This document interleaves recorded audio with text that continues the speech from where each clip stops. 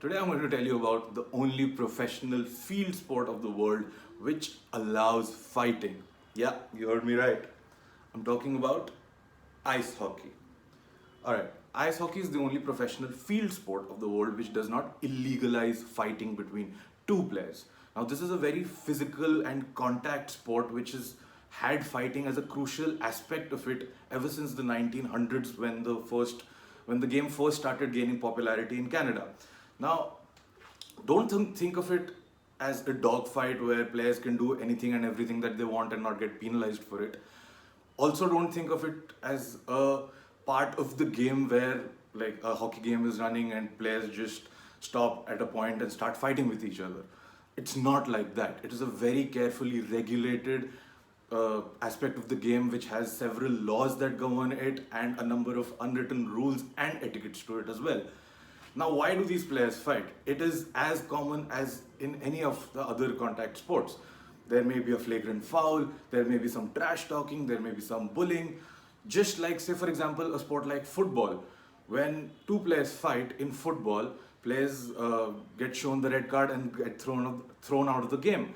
But in ice hockey, when two players fight, the referee sends them to a penalty box for a maximum duration of 5 minutes, depending upon the severity of the fight.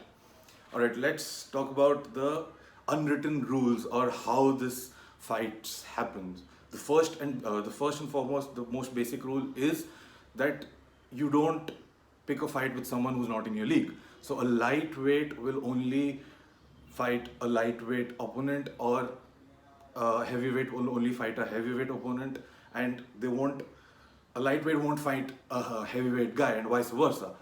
The second most important thing of how you start fighting is like when you start a fight, you first of all you throw down your stick, you remove your gloves, you take off your visor of your helmet, and then you ask your opponent, "Are you ready to go?" And if he says yes, you start fighting. It's as simple as that. Now, a couple of things that are frowned upon is that you don't hit someone from behind their back when they're not watching, or you don't pick a fight and then run away. Once you pick a fight, you have to fight it. Now, these are the things that are frowned upon in the sport, and the referee has the right to stop the players from fighting, but only when he thinks that there is a clear indication of severe physical damage, or that one of the players is not able to compete with his opponent and is just lying on the ice and has given up. He then stops the fight in this situation and both players get sent to the penalty box.